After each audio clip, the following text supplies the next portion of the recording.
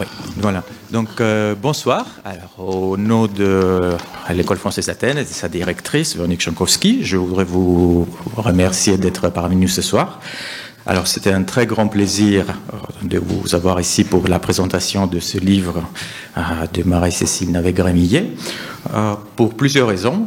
D'abord, pour les liens qu'entretient l'école avec le CEALEX, Centre d'études alexandrines, représenté ici par sa directrice, Dominique Nénin, à qui je laisserai la parole par la suite pour présenter un peu les raisons d'existence de ce livre, puisque c'est la publication d'ailleurs du CEALEX.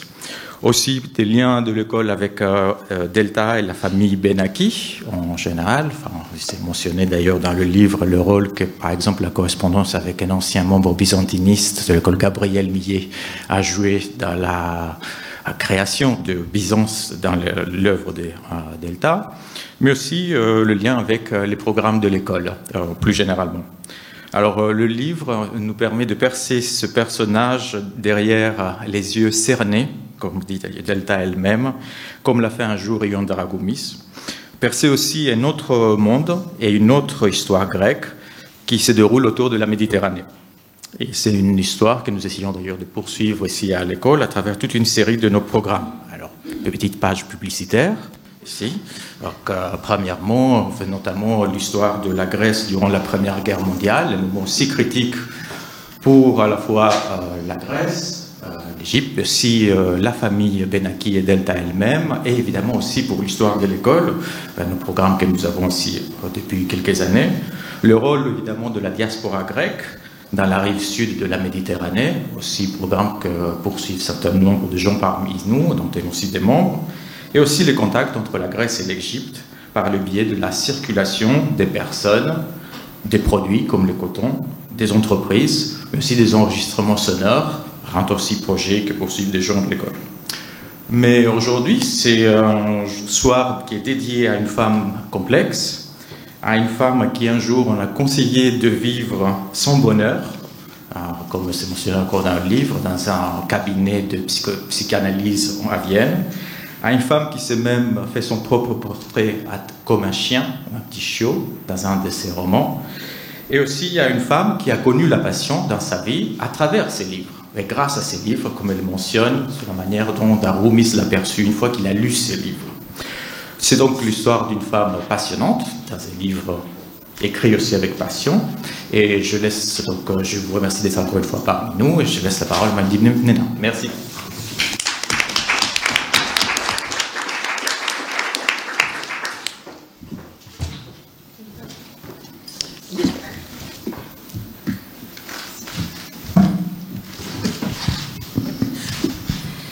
Donc, bonsoir à tous et merci à l'École française d'Athènes, représentée par 2 directeurs, par beaucoup de personnes ici que j'ai plaisir à retrouver.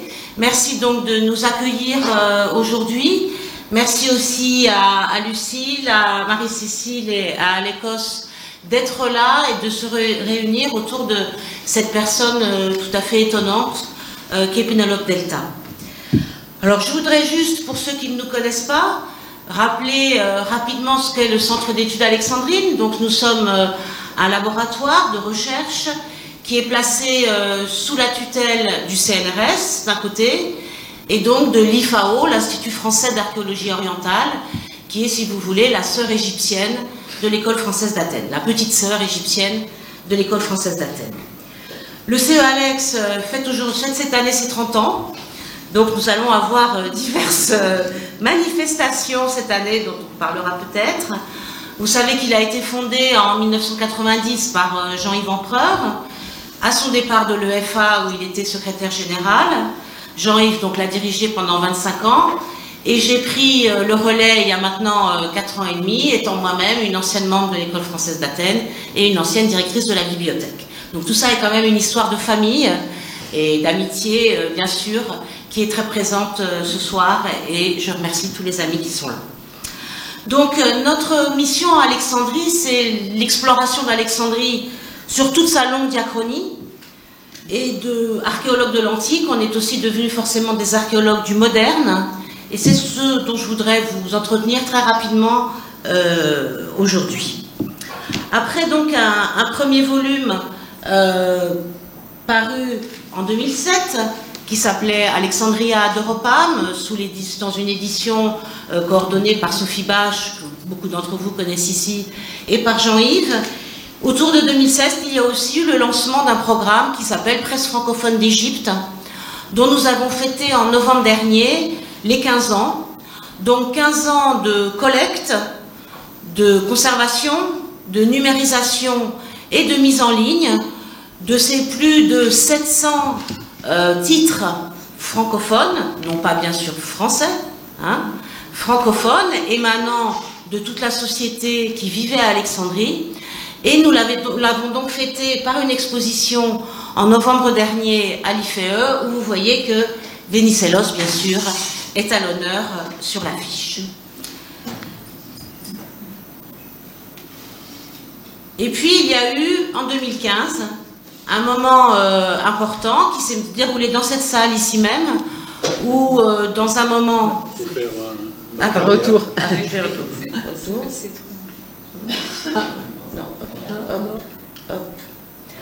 Où, dans un moment, à ce moment-là, difficile pour l'Égypte, l'EFA a accueilli à la fois le lancement de Alexandrie, capitale de la douleur, déjà édité par Marie-Cécile, et aussi un colloque qui a réuni à la fois des collègues grecs, des collègues français et d'autres nationalités autour de ces presses allophones de Méditerranée, notamment ici avec des articles sur Thessalonique, mais aussi sur les collections qui étaient au Parlement, qui est un colloque donc, qui est paru en 2017 dans les études alexandrines.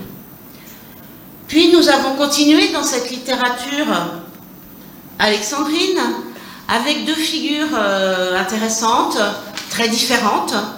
D'un côté, Christian Ayoub Sinano, donc un descendant d'une famille de notables à la fois grecque par sa mère, Christine Sinano, et syro-libanaise par son père, Charles Ayoub. Quelqu'un qui est mort il y a une quinzaine d'années et qui a écrit qui était un passionné d'histoire, qui a écrit sur sa ville un roman qui s'appelle Artagal, mais aussi toute une série de nouvelles, de poèmes et de témoignages sur cette ville où il naît en 1925. Tout à fait à l'opposé d'un tout autre milieu, Romolo Garbati, un inconnu, un oublié de la littérature, un anarchiste italien qui trouve refuge en Égypte au début du XXe siècle, après un périple compliqué depuis la Sardaigne, la Tunisie et l'Algérie. Il arrive au Caire, puis s'installe à Alexandrie, et grâce à lui, on découvre tout le milieu de la presse au début du siècle en Égypte, un milieu extrêmement foisonnant, et aussi un moment où la presse va passer d'une presse de fake news, disons, ou en tout cas de nouvelles pas toujours parfaites, à une presse d'information et de commentaires.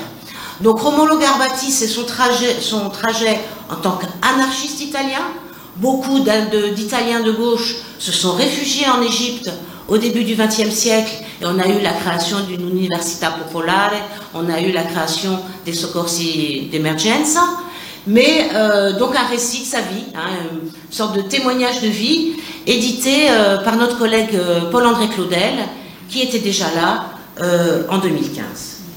Et puis, comme on n'arrête pas de publier, on a lancé une nouvelle collection qui s'appelle donc Alexandrie moderne, avec un premier volume sur Alexandrie dans la Première Guerre mondiale, dirigé par Jean-Yves, et avec toute une série de contributions de nature assez différentes, à la fois des témoignages de soldats, bien sûr des Dardanelles, à la fois une reconstruction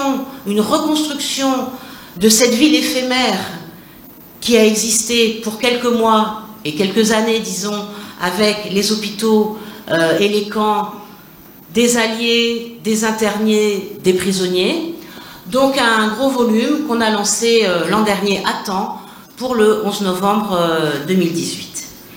Et puis le volume que vous attendez tous, que moi en tout cas j'attends avec impatience, qui part à l'impression demain, donc là on y est enfin. Donc cette famille dont je vous ai présenté un des descendants tout à l'heure, Christian Ayoub Sinano, nous a donné en 2002 l'ensemble de ses archives. Donc 6500 documents, 54 boîtes à chaussures, 27 cartons à archives qu'a manié, travaillé, épluché, lu et relu Dominique Goni, qui en a fait sa thèse, et thèse que l'on présente aujourd'hui un petit peu modifiée, forcément, comme toutes les thèses, elles se modifient pour arriver au jour. Marie-Cécile le sait aussi, mais aussi on a voulu tirer parti de la richesse iconographique du fond. Donc il y a bien sûr les photos des familles, les lettres, les cartons d'invitation, les menus, toute la restitution de cette micro-société des Alexandrins, avec principalement ici une famille grecque, les Sinanos, qui s'allie à la famille Zogueb, tous ceux qui connaissent Alexandrie connaissent, et de l'autre côté, une famille syro-libanaise. Donc, dans quelques mois, ou en tout cas j'espère dans 2 mois, vous aurez aussi ce volume à voir. Mais bien sûr, le patrimoine, ce n'est pas que le patrimoine écrit, on ne fait pas qu'écrire. On s'est engagé au CE Alex depuis 10 ans dans ces journées du patrimoine alexandrin. Donc vous êtes tous les bienvenus dans la 2e semaine de novembre, année après année, pour faire connaître aux Alexandrins et à ceux qui aiment Alexandrie des morceaux d'Alexandrie, des parcours dans l'Alexandrie, la jeune scène alexandrine, hein, les jeunes acteurs alexandrins, aussi bien dans le domaine du spectacle vivant que dans la peinture ou dans les happenings artistiques. Et donc on s'efforce tous les ans, nous, CE Alex, de créer une exposition historique. Donc l'an dernier, vous avez vu, c'était kiosque d'Alexandrie. Cette année, ça va être autour des dessins préparatoires à la description de l'Égypte concernant Alexandrie et autour des savants qui ont dessiné Alexandrie. Donc à un moment, si vous venez à Alexandrie, choisissez la 2e semaine de novembre. Et puis, dernier programme que je voulais, mais de toute façon je ne suis pas très douée, vous présenter, puisque nous venons de le lancer aussi en novembre dernier, en collaboration avec l'association du souvenir de Ferdinand de Lesseps et du canal de Suez, un programme d'interviews de témoins qui ont vécu sur les bords du canal de Suez, aussi bien des Français que des Grecs qui ont été interviewés ici au Silogos des Égyptiones et bien sûr des Égyptiens. Ce programme va se poursuivre dans les semaines qui viennent par une série d'interviews des Italiens du canal. Donc vous allez sur ce site qui se trouve sur notre site CE Alex et vous pouvez voir cette cinquantaine d'interviews avec des moments tout à fait passionnants, notamment sur la Deuxième Guerre mondiale, sur la différence de témoignages autour des Grecs, puisque comme vous le savez bien, les Grecs sont restés après 1956 et beaucoup jusqu'en 1967 et qu'ils ont un lien avec les Égyptiens, avec le canal, qui est tout à fait particulier. Donc, je vous invite à regarder cette série qui avait été bien sûr placée sous le conseil scientifique, et c'est lui qui a mené les interviews, Philippe Joutard, qui est un des grands spécialistes des mémoires orales en France. Place maintenant à Pénélope.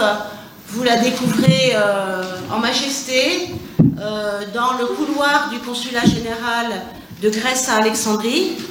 Il y a ce buste qui forme la couverture du livre. Et je ne dirai rien parce que j'ai beaucoup lu le livre, forcément, je l'ai édité, j'en ai beaucoup discuté avec l'auteur. Et je crois qu'on a eu une collaboration qui était pleine d'enseignements, que moi en tout cas j'ai beaucoup aimé. Donc je laisse la parole à Marie-Cécile et à Lucille et à l'Écosse pour la suite. Je vous remercie.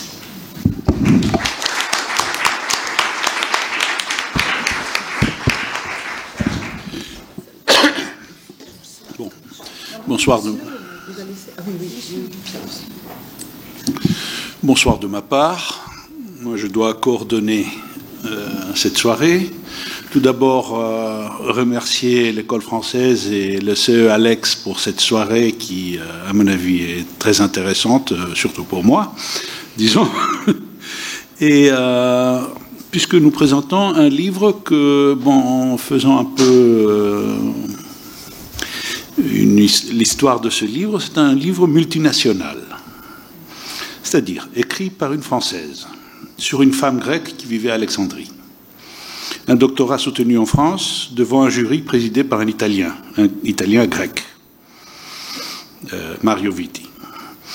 La maquette du livre est faite par une Égyptienne. La mise en page est faite en Inde, l'impression en Belgique. Pour le compte de l'antenne du CNRS, du CE Alex, est distribué par une maison française. Donc c'est un livre qui fait un peu le tour du monde. Donc on va parler de ce livre. Tout d'abord, je passe la parole à Lucille Arnoux-Farnoux, qui est agrégée de lettres modernes et docteur en littérature comparée, actuellement maître de conférence en littérature comparée à l'université de Tours. Elle a soutenu une thèse en janvier 2000 sur Constantin Theotokis, et puis elle a écrit de nombreux articles sur la littérature néo-hellénique, etc., etc. Et puis elle a aussi traduit beaucoup de choses. Elle a traduit de grec vers le français, Rea Galanaki, Valtinos, Theotokis, Melpoxioti, Minos Estatiadis. Et puis, elle a également coédité l'ouvrage collectif qui s'appelle Le Double Voyage, Paris-Athènes, 1919-39, à l'école française. Et puis, un autre... Elle participe aussi au programme de recherche qui s'appelle Médiateur culturel entre la Grèce et la France et d'autres pays européens, de 1830 à 1974, qui est dirigé par Urania Policandriotti, qui est ici présente. Donc je passe la parole à Lucille. Merci Alékos. Je vais commencer, bonsoir à tous, je vais commencer par remercier à mon tour le CE Alex en la personne de Marie-Dominique Néna de m'avoir invité à participer à cette présentation. Je suis très heureuse de contribuer donc à présenter ce livre de Marie-Cécile que je connais depuis longtemps. On faisait le compte tout à l'heure, on ne va pas donner de date, mais et bien sûr je remercie l'École française de nous accueillir ce soir. Faire l'histoire de la réception de Pénélope Delta en France revient quasiment à établir la chronologie des tableaux de Marie-Cécile Navet-Grémillet sur Pénélope Delta. Ce sont en effet ces recherches et ces publications qui, peu à peu, révèlent l'œuvre de la femme de lettres grecque au public français. Je vais dans un premier temps donc retracer les étapes de cette révélation avant d'en venir à l'ouvrage qui nous occupe ce soir.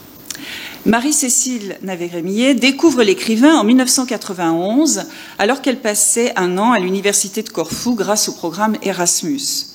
Dès lors, elle se consacre à l'étude de son œuvre et soutient en 1998 une thèse à Montpellier, une thèse intitulée « Pénélope Delta et Alexandrie, une femme grecque à la confluence des langues et des cultures », thèse préparée sous la direction de Marie-Paule Masson. Que pouvait-on lire à l'époque, en France, de ou sur Pénélope Delta? Rien ou presque. Pour être juste, il faut rappeler qu'en 1962, l'Institut français d'Athènes avait publié la correspondance de Pénélope Delta avec le byzantiniste Gustave Schlumberger et qu'en 1991 était parue chez Nathan une traduction de son roman pour la jeunesse, Autralandonis, sous le titre « Toinon l'espiègle », dans une traduction de Nicolas Goulandris. Malgré ces deux publications, toutefois, on peut dire qu'à la fin des années 1990, quand Marie-Cécile soutient sa thèse, le nom de Pénélope Delta est à peu près inconnu en France, hors bien sûr d'un petit cercle de néo-hellénistes. Dans les années qui suivent, elle continue ses travaux essentiellement sur les textes autobiographiques de Delta dans le cadre de l'équipe Genèse et autobiographie de l'ITEM, l'Institut des textes et manuscrits modernes, laboratoire attaché au CNRS. Et en 2002, paraît chez l'Harmattan, en édition bilingue, sa traduction du roman pour la jeunesse, au mangas, sous le titre « Voyou ». Cette traduction avait été effectuée plusieurs années auparavant dans le cadre de ses études, mais paraît donc plus tard, en 2002.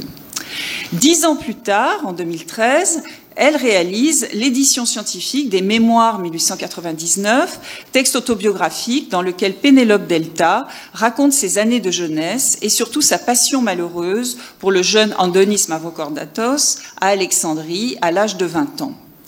La traduction grecque en avait été publiée en 1989 par Pavlos et Alikos Zanas sous le titre Anamnesis Hilia Ortakosia Eneninda Enea, mais le texte original en français était resté inédit.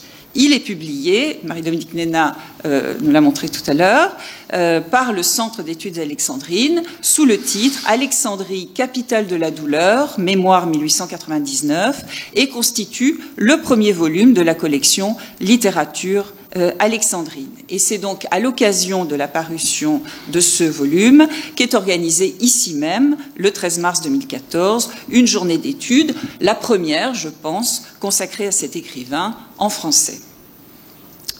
Et 5 ans après, paraît cet ouvrage impressionnant qui nous réunit ce soir, l'Alexandrie de Pénélope Delta, face cachée d'un écrivain grec.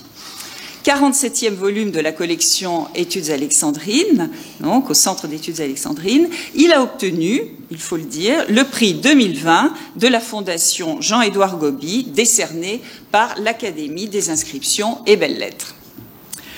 Cette monographie est issue de la thèse de Marie-Cécile, reprise et complétée à la lumière des études les plus récentes et des derniers inédits de Delta publiés en Grèce. L'auteur y analyse en profondeur les relations complexes et paradoxales que l'écrivain a entretenues avec sa ville natale. Complexes et paradoxales, elles le sont à plus d'un titre. Comme l'auteur le fait remarquer dans son introduction, alors que Delta a passé plus de la moitié de sa vie à Alexandrie, 31 ans en tout contre 26 ans en Grèce, elle n'a pas été identifiée comme un auteur alexandrin, mais comme écrivain grec de Grèce, auteur essentiellement d'ouvrages pour la jeunesse, exaltant le sentiment patriotique. Et ce n'est qu'au fil des dernières décennies, avec la publication progressive de ces inédits par Pavlos Zanas puis Alikos, que la place d'Alexandrie dans son œuvre a peu à peu été mise en lumière, révélant une identité alexandrine jusque-là masquée par la force et l'insistance avec lesquelles cette femme de lettres a revendiqué sa grécité. L'ouvrage repose sur une connaissance très fine et complète de l'œuvre de Delta, ainsi que sur un formidable travail de documentation qui permet à l'auteur d'opérer un va-et-vient permanent entre l'œuvre et le contexte historique et social dans lequel elle s'est développée. En ce qui concerne l'œuvre elle-même de Delta, elle s'appuie essentiellement sur les textes autobiographiques. Les Mémoires 1899, dont je viens de parler, les Mémoires 1921, centrés sur sa relation avec Ion Dragoumis, et les Protes Enthymesis, premier souvenir de ses années d'enfance à Alexandrie, que l'écrivain commence à rédiger en 1931. Mais elle exploite aussi très finement Omangas, voyou, donc le roman dont le héros est un jeune chien, la seule de ces œuvres de fiction que Delta situe à Alexandrie.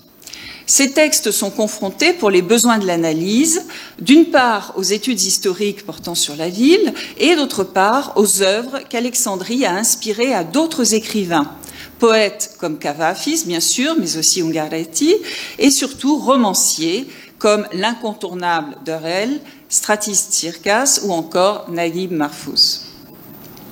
C'est donc une démarche essentiellement comparatiste que Marie-Cécile Navet-Grémillet met en œuvre, ce qui lui permet non seulement d'analyser la relation que l'écrivain a eue avec Alexandrie, mais également de situer cette relation par rapport à celle qu'ont entretenue d'autres écrivains plus célèbres qu'elle. Cet ouvrage très savant, complété par une riche bibliographie, 2 index et un certain nombre d'autres annexes, est en même temps un très beau livre, grâce à une abondante iconographie. Aux photos de la famille Benaki, provenant des archives Alekosanas, s'ajoutent en effet de très nombreuses cartes postales, issues pour la plupart du fonds Jean-Yves Empereur du CEALEX, qui offrent de multiples vues de l'Alexandrie de l'époque, de sorte qu'on peut aussi feuilleter le livre comme un album pour ses illustrations. L'ouvrage est organisé en 3 parties.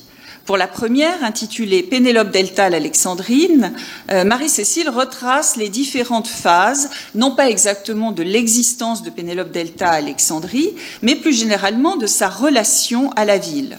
Il y a d'abord l'enfance et la jeunesse alexandrine, de 1874 à 1895, année qui se termine par son mariage avec Stéphanos Delta, et le départ pour Athènes.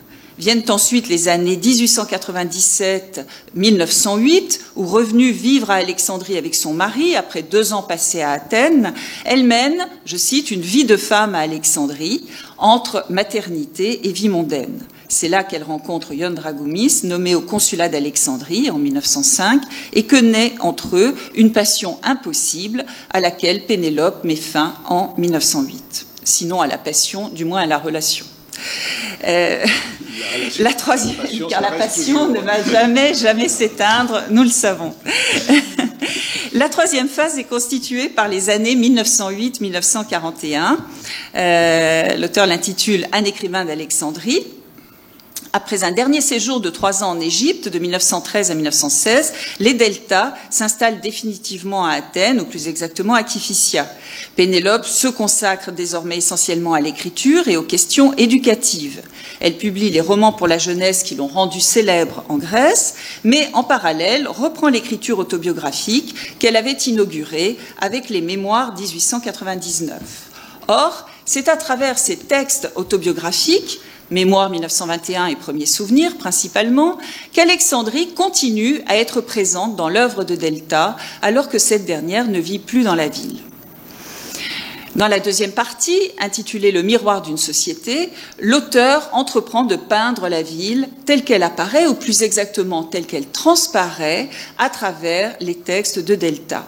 Il s'agit essentiellement de l'Alexandrie de la communauté grecque et plus particulièrement de cette grande bourgeoisie à laquelle appartient l'écrivain.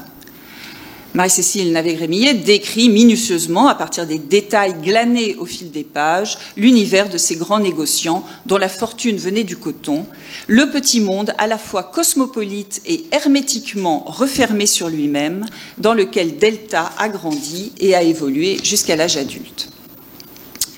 Pénélope Delta est un écrivain originaire d'Alexandrie, on vient de le voir. Mais est-elle pour autant un écrivain alexandrin? C'est tout l'objet de la troisième partie de l'étude, de loin la plus complexe. Il s'agit de savoir comment situer Delta par rapport aux autres écrivains alexandrins, les Cavafis, Derel, Tsirkas, qui ont façonné notre vision de la ville. Or, la question est loin d'être simple. En effet, comme le souligne l'auteur, je cite, « Tout ce qu'a pu écrire Delta sur Alexandrie présente un problème complexe pour quiconque cherche à l'analyser et surtout à classer son œuvre. Elle ne paraît pas avoir cherché à construire ni même à donner une image d'Alexandrie. Contrairement à la plupart des écrivains qui ont choisi cette ville pour cadre, elle n'a pas voulu parler d'Alexandrie, elle ne l'a fait qu'incidemment. En un mot, Alexandrie n'a jamais été son sujet principal. » C'est là en effet l'un des paradoxes de Pénélope Delta que Marie-Cécile fait apparaître très clairement. Dans ses textes autobiographiques, Delta ne cherche jamais qu'elle-même, c'est l'expression qu'elle emploie, et si Alexandrie s'y trouve, c'est par hasard, c'est parce qu'elle y vit au moment des faits qu'elle raconte. Alexandrie en elle-même ne l'intéresse pas. J'en donne un exemple rapide. Au début des Mémoires 1899, dans les pages où elle évoque les 17 premières années de sa vie, le nom de la ville n'est même pas cité, puisque tout se passe en huis clos à l'intérieur de la maison familiale.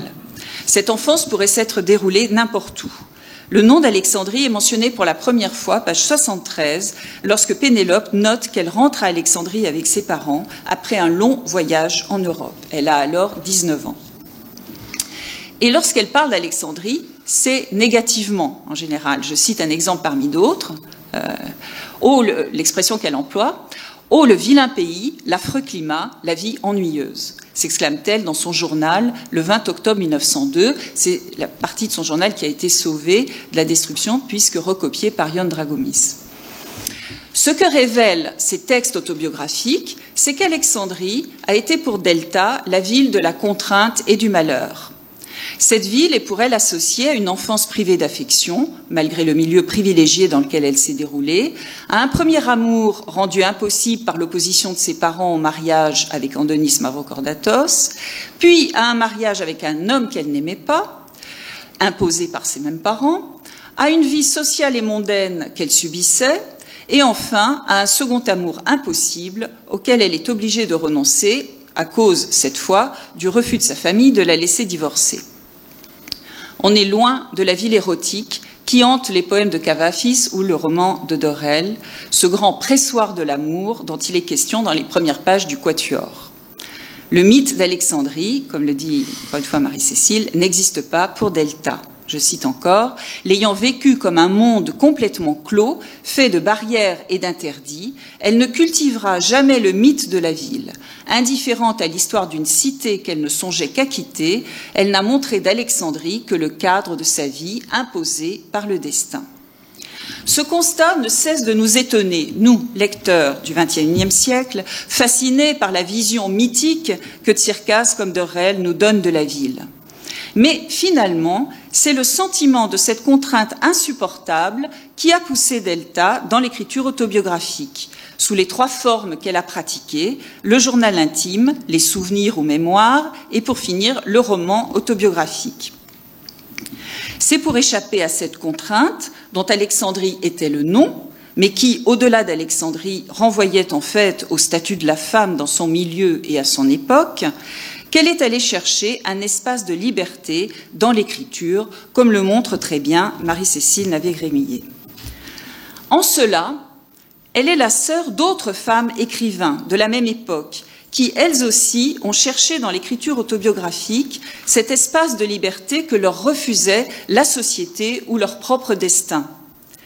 Au-delà de Marie Bashkirtsev, que cite à juste titre Marie-Cécile pour le journal intime qu'elle a tenu durant sa courte vie, on peut songer également à Catherine Pozzi, la quasi-contemporaine de Delta, puisqu'elle est née en 1882 et morte en 1934. Issue d'un milieu comparable, la grande bourgeoisie parisienne, dans le cas de Catherine Pozzi, brillante, douée, elle souffre aussi de grandes frustrations. Sur le plan intellectuel, d'abord, elle a étudié avec des précepteurs à la maison alors qu'elle aurait voulu faire des études universitaires, mais aussi affectif. Son mariage avec le dramaturge Édouard Bourdet a été un échec et sa liaison avec Paul Valéry, qu'elle a aimé avec passion, a été pour elle une source de grande souffrance du fait du refus de ce dernier de s'engager avec elle. C'est d'ailleurs elle qui a mis fin à leur relation au bout de 8 ans. Elle est elle aussi minée par la maladie. Elle meurt à 52 ans de la tuberculose. Comme Delta, enfin, Catherine Pozzi écrit. Elle est l'auteur de poèmes et d'une nouvelle autobiographique, ainsi que d'un essai métaphysique inachevé. Mais surtout, elle tient son journal intime. Commencé à l'âge de 10 ans, son journal de jeunesse couvre la période 1893-1906 jusqu'à l'âge de 23 ans. Puis, après quelques années d'interruption, elle reprend cette pratique qu'elle gardera jusqu'à sa mort, en 1934. À la différence de Delta, cependant, elle ne le détruit pas, mais le dépose à la Bibliothèque nationale. Pour elle aussi, le journal est le seul lieu où elle peut être vraiment elle-même et s'exprimer avec sincérité, loin des contraintes et des mensonges de la vie sociale. Renouant avec cette pratique en 1913, elle se souvient que ses plus belles heures ont été passées enfant sur des cahiers analogues. Elle déclare de ne pas écrire pour des lecteurs, même hypothétiques. Ceci est une œuvre utilitaire, mono-utilitaire, précise-t-elle. Elle écrit pour se retrouver, pour faire revenir, dit-elle, ces dieux que le mariage a fait fuir. Et dans son journal, elle évoque pêle-mêle sa vie intellectuelle, sa vie mondaine et sa vie affective. L'une des différences avec Pénélope Delta réside sans doute dans le caractère plus ouvert sur le monde de son écriture diaristique, qui ne produit pas le sentiment de huis clos étouffant que l'on éprouve lorsqu'on lit par exemple les mémoires 1899. Peut-être cette caractéristique est-elle due au fait que la culture littéraire de Catherine Pozzi, plus développée que celle de Pénélope Delta, lui fournit des modèles littéraires dont Delta ne dispose pas. Cela tient aussi certainement à la différence des caractères et des styles. L'ironie de Pozzi est aux antipodes du romantisme et de l'idéalisme de Delta.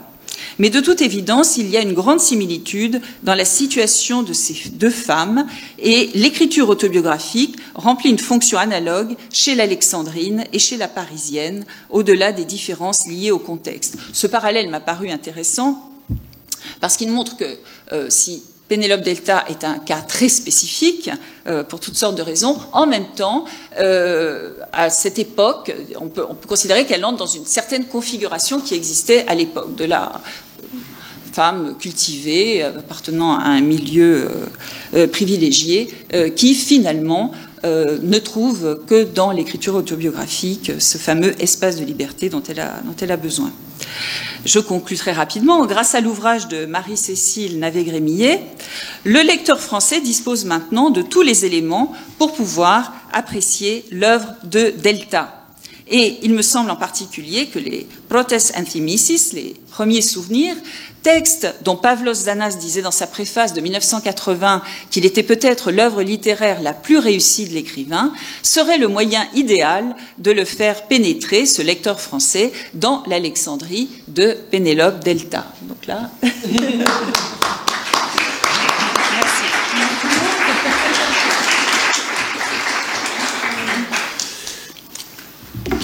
Bon,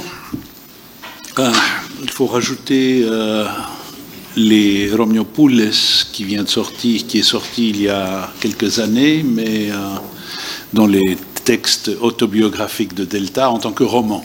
Oui, mais bon, c'est en 1995 que je reçois une lettre d'une dame qui travaille sur Pénélope Delta. Lettre écrite en grec, sans faute d'orthographe ou de syntaxe. Elle fait son doctorat après avoir fini un DEA, qui est la traduction de Mangas de Pénélope Delta en français. Livre paru en édition bilingue chez l'Harmattan en 2002. D'après ce qu'elle m'a raconté, elle est tombée amoureuse de Pénélope Delta quand son prof à Corfou lui a donné des livres de Delta à lire afin de perfectionner son grec. Tout se passe lors d'un programme Erasmus, comme Lucille nous a rappelé.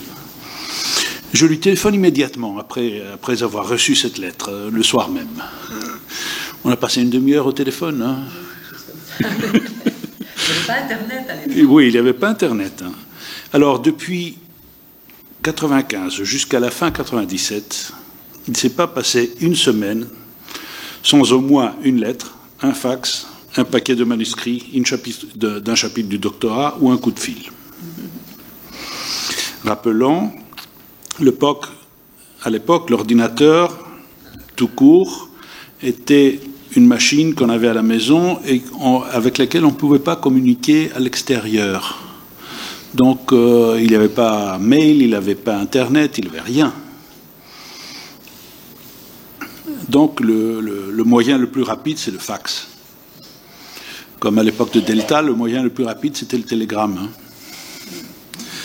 Alors, janvier 1998, Montpellier, un jury présidé par Mario Vitti, avec Henri Tonnet, René-Paul de Bézieux, évidemment Marie-Paul Masson, qui a dirigé la thèse, et Marie-Cécile obtient son doctorat avec une mention très honorable avec les félicitations du jury. En plus, c'est le premier doctorat européen dans son domaine, c'est-à-dire il y a un label pour un doctorat qui s'appelle doctorat européen parce que dans le jury, c'est un jury multinational. À mon avis, le livre que nous présentons ce soir, c'est le fruit d'un travail assez lent, commencé au début des années 80 avec Mangas, puis le doctorat, et une série d'articles de Marie-Cécile sur Pénélope Delta. Depuis, les trois Grémillet sont devenus de très bons amis, et je suis heureux de modérer cette soirée. La parole est à Cécile.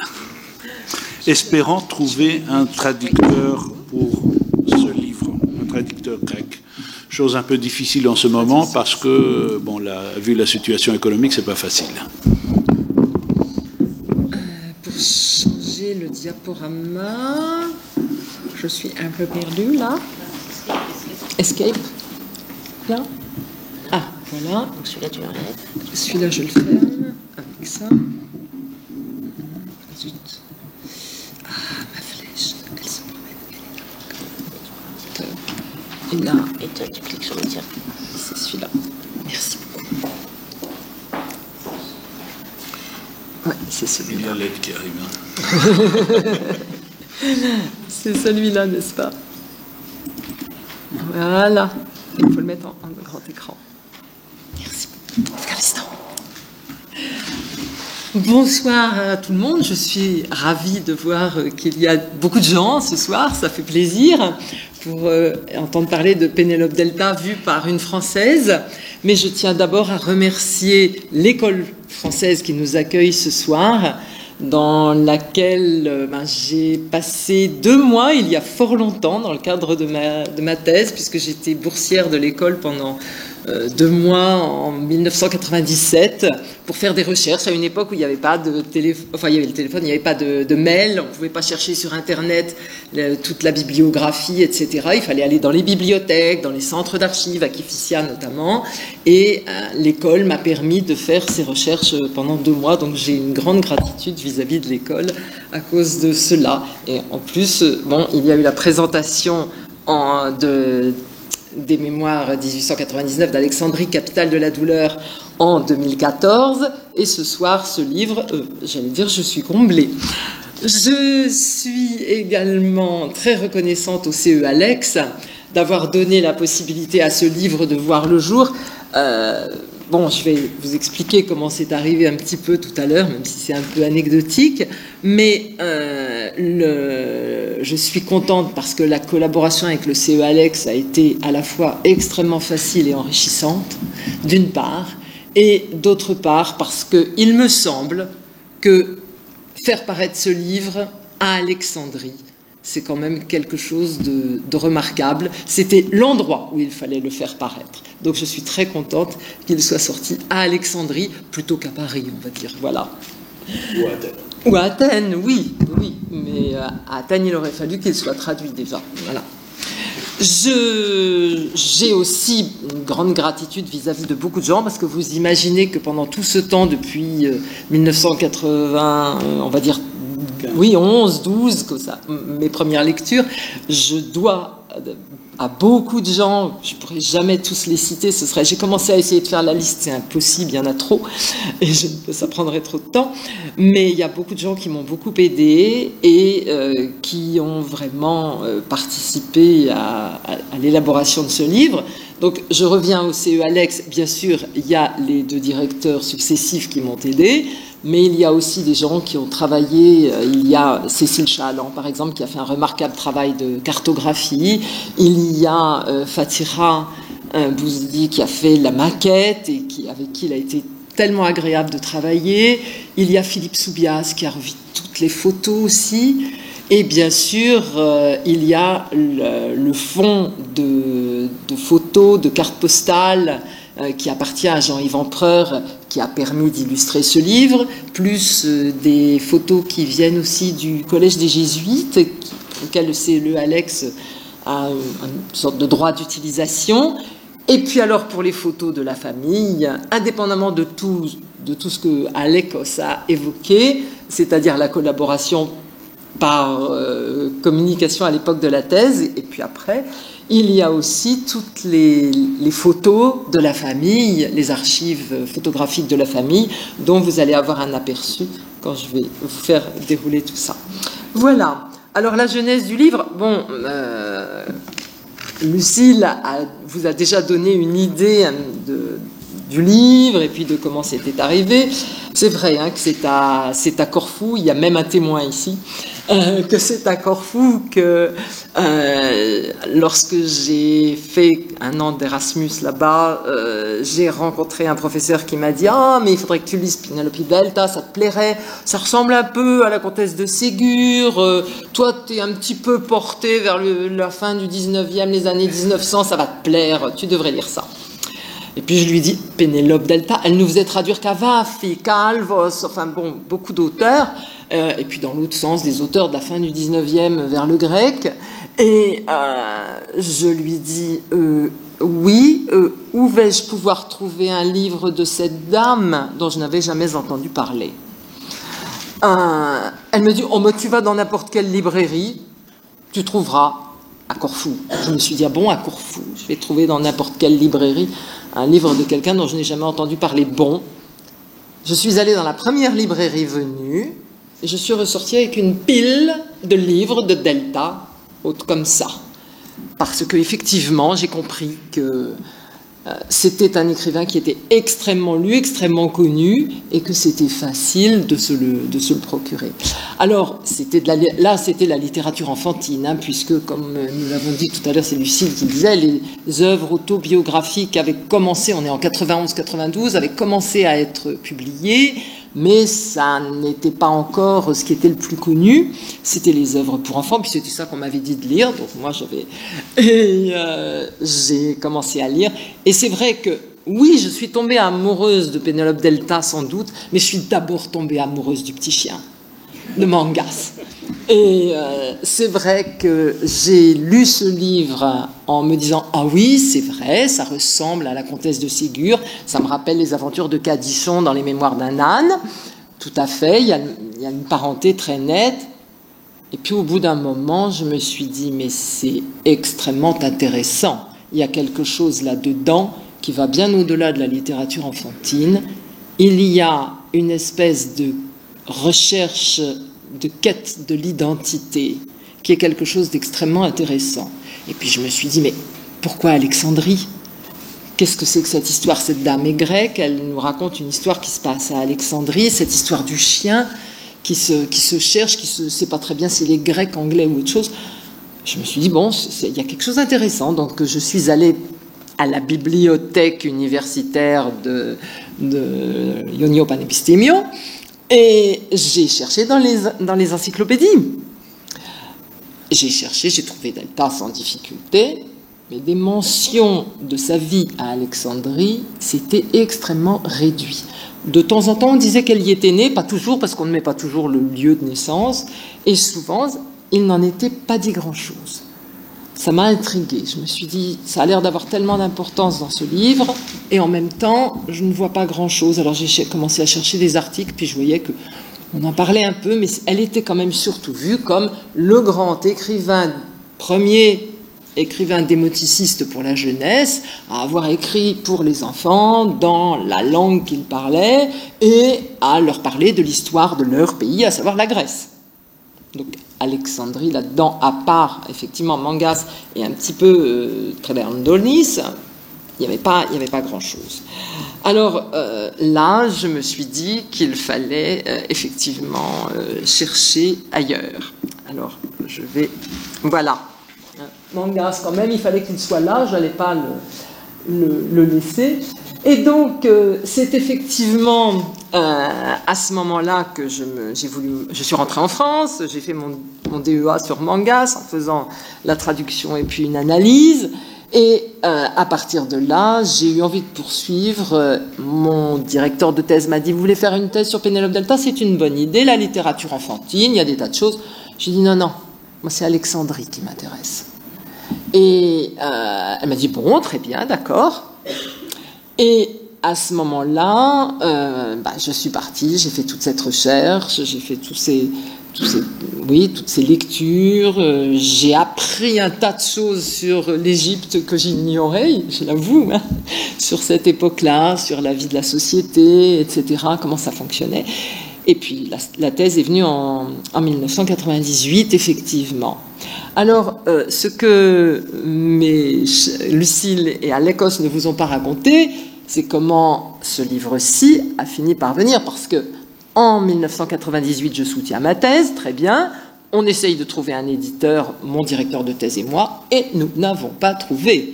Pourquoi? Parce que Pénélope Delta n'était pas connue en France et que aucun éditeur n'avait envie de se lancer là-dedans.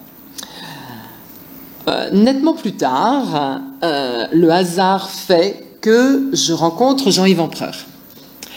Je le rencontre dans on va dire une soirée associative autour d'Alexandrie, où bien sûr il parlait d'Alexandrie de son point de vue à lui, il faisait autorité en la matière, et moi on m'avait demandé de venir parler un petit peu de Alexandrie à l'époque de Delta, voilà.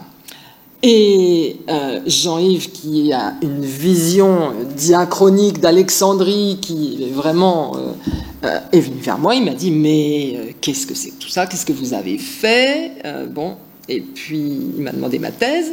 Et il m'a dit, mais ça c'est intéressant, et puis le texte français, et il m'a dit par lequel on commence. J'ai dit, ben, peut-être par les mémoires, pensant que ce serait plus rapide. Je me suis un peu fourvoyée là-dessus, mais bon, c'était bien aussi parce que bon, les mémoires me demandaient beaucoup moins de travail que ce livre-ci. Et là, effectivement, j'ai dit, bon, pour faire la thèse est de 98, on ne va pas la publier comme ça. Il n'en est pas question. 1, parce que c'est une thèse. 2, parce qu'il y a beaucoup de choses qui sont sorties des textes de Delta entre 1998 et maintenant.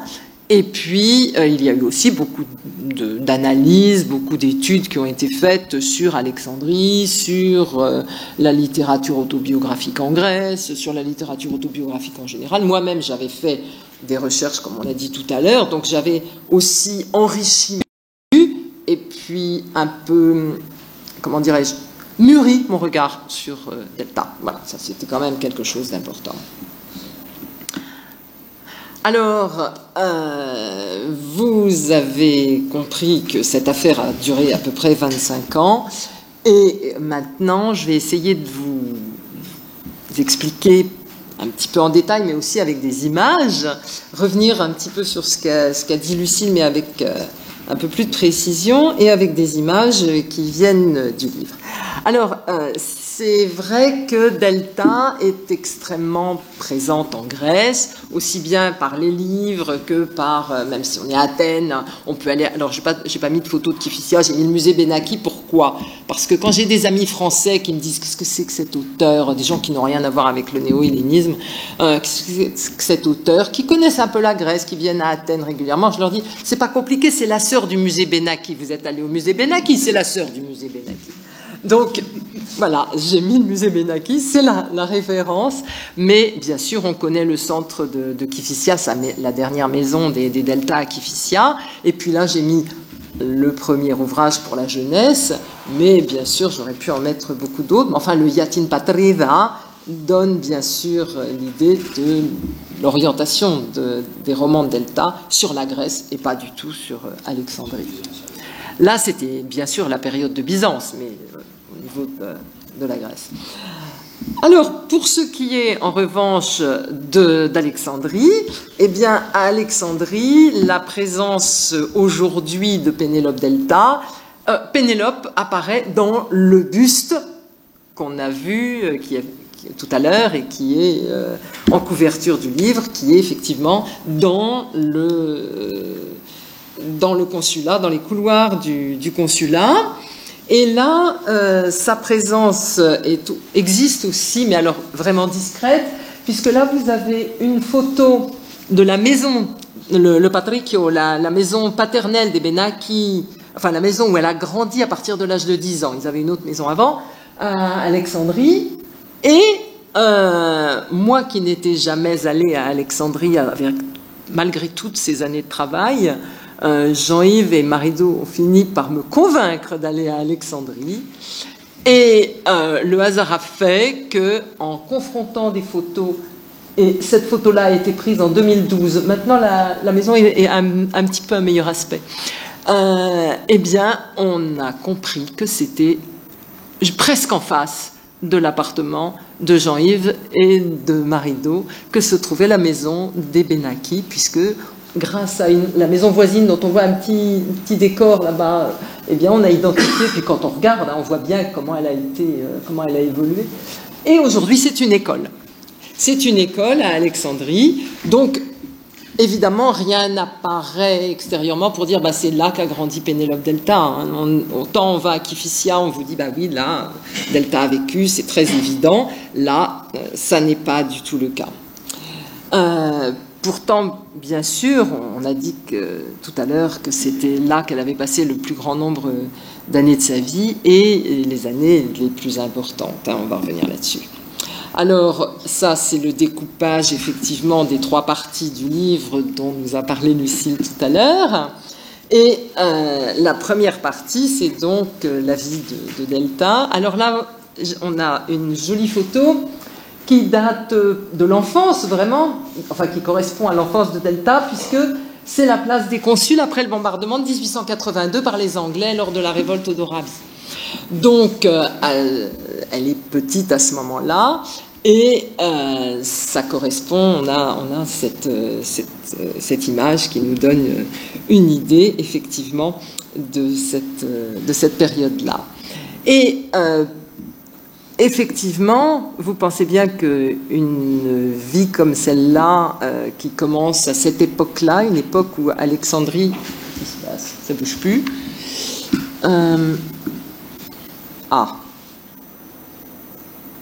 C'est pourtant ça. Je n'arrive pas à avoir l'image suivante. Oui, c'est sur la flèche, là. Non, la flèche à l'ordinateur. Ah, voilà. Merci. Alors, La flèche droite. celle-ci, oui. Alors, l'importance des années de la jeunesse, bon, je ne vais pas vous expliquer l'importance que ça peut avoir, mais c'est vrai qu'elle a vécu ses 21 premières années à Alexandrie, si on accepte 18 mois à Liverpool, quand elle était vraiment très petite, mais elle est née à Alexandrie. Donc, la formation, l'influence de l'environnement géographique, social, culturel, c'est vraiment Alexandrie qui la lui a donnée. D'autre part, cette petite fille a, comme le petit chien, un problème identitaire, à savoir que c'est le problème d'un enfant qui grandit dans un pays dont la famille ne se réclame pas, puisque la famille est globalement originaire de Kyo, et que Kyo, à l'époque, n'est même pas dans l'État grec, puisque l'État grec ne comprend pas l'île de Kyo quand elle est née. Et Alexandrie, c'est l'endroit où elle est née, mais sa famille n'y est. C'est la première génération à être née à Alexandrie. Avant, les parents sont venus. Donc, elle n'est pas du tout originaire de là. Donc, il y a un vrai problème. Et puis alors, on le voit un petit peu, je trouve, sur cette photo. C'est une petite fille qui, enfin, elle dit avoir été une petite fille assez triste, d'un tempérament un peu chagrin, et bon, qui grandit avec des parents qui sont très sévères, qui ne s'occupent pas beaucoup de leurs enfants au jour le jour, parce qu'ils les confient à des nurses anglaises qui ont quelquefois un comportement un peu bizarre, hein, parce que ça va jusqu'à des problèmes d'alcoolisme, enfin, bon. Et elle a des souvenirs d'avoir été battue, d'avoir été triste, d'avoir été punie. Bon. Et on peut penser peut-être qu'elle est un peu chagrine, oui. Mais beaucoup plus tard, très âgée, elle raconte que un jour, elle a discuté. Enfin, il y avait une discussion à table avec son frère Andonis, le musée Beneki, enfin, il parlait de l'éducation, et elle disait l'éducation que nous avons reçue, elle était dure mais formatrice. Son frère lui dit non, c'était épouvantable. C'était vraiment très dur. Et donc, oui, peut-être Pénélope avait-elle un tempérament un peu chagrin, mais apparemment, ça avait aussi laissé de mauvais souvenirs à son frère, juste un petit peu plus grand qu'elle. Donc, Quant à la suite de sa vie, donc sa jeunesse, on disait tout à l'heure qu'elle avait vécu ses 2 grands amours à Alexandrie, c'est quand même vrai quand on pense que quelqu'un qui a vécu 2 événements aussi importants, parce que certes le premier était un amour de jeunesse, celui qu'elle raconte en 1899, mais c'est extrêmement marquant, elle en a été tellement marquée que ça a eu quand même une influence importante sur sa vie, c'est que elle dit qu'elle a accepté d'épouser n'importe qui après. Alors le n'importe qui, elle dit aussi qu'elle est très bien tombée sur Stéphanos Delta, qui était un homme très estimable, sauf qu'elle ne l'aimait pas. Donc ça a quand même une incidence sur l'existence qui peut être redoutable. Quant à ses amours avec Dragoumis, elles ont commencé à Alexandrie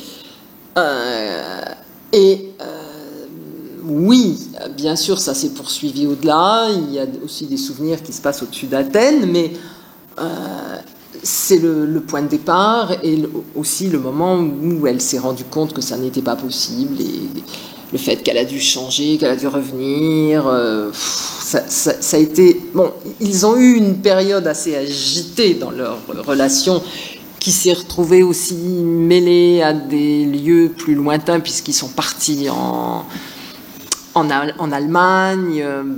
Bon, la famille est partie en Allemagne. Lui, il avait aussi... Bon, il venait la voir, elle allait le voir. Oui, mais Alexandrie était le point de départ. C'est-à-dire le coup de foudre, il a eu lieu à Alexandrie. Donc, c'est quand même le point de départ le plus important.